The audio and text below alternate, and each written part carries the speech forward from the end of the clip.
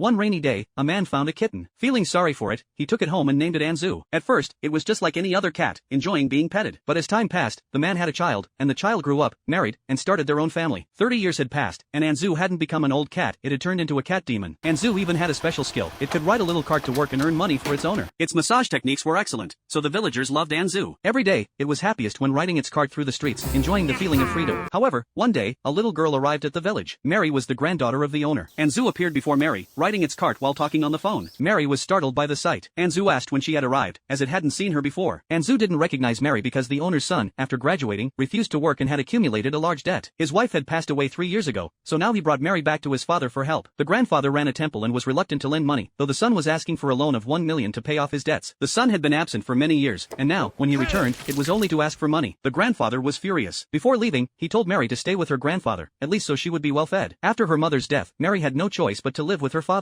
But now, since he hadn't borrowed any money, Mary gave her saved pocket money to her father. He took it and promised to return on her mother's anniversary to visit her grave. In truth, Mary didn't care much. Whether she lived with her father or grandfather didn't matter to her. She only wanted to be with her mother, but since her mother had passed, she felt lonely. That's when Anzu appeared, bringing happiness back to Mary. Though Anzu was an animal, it worked every day to earn money and also cooked for its owner. But Anzu didn't find it tiring at all. It enjoyed its life. One day, while cooking fish, Anzu accidentally dropped the fish on the floor. But Anzu didn't mind, it just thought it was dirt and put it straight onto the plate. Anzu and the grandfather ate happily, but Mary didn't want to eat, especially the overcooked fish. When Anzu saw that Mary wasn't happy, it tried to cheer her up with jokes.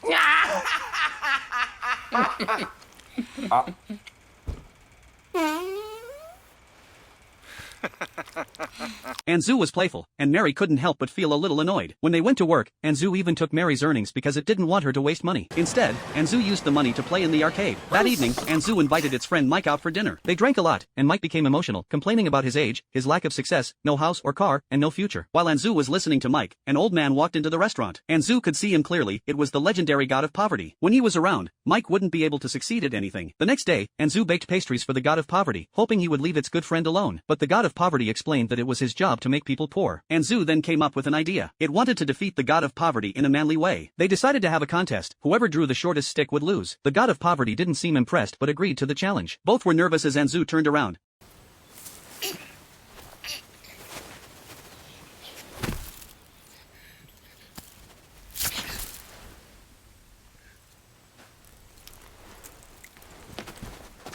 Secretly adding an extra bit of dogtail grass to its stick. The god of poverty realized he had lost, so he left to find another place to bother. Anzu was happy that its friend could return to a normal life. Soon, it was the anniversary of Mary's mother's death. Mary waited at the bus station for her father several days in advance, but when night came, he still hadn't arrived. Mary felt heartbroken and walked home in the rain. At home, she began doing handstands, hoping that this would stop her tears.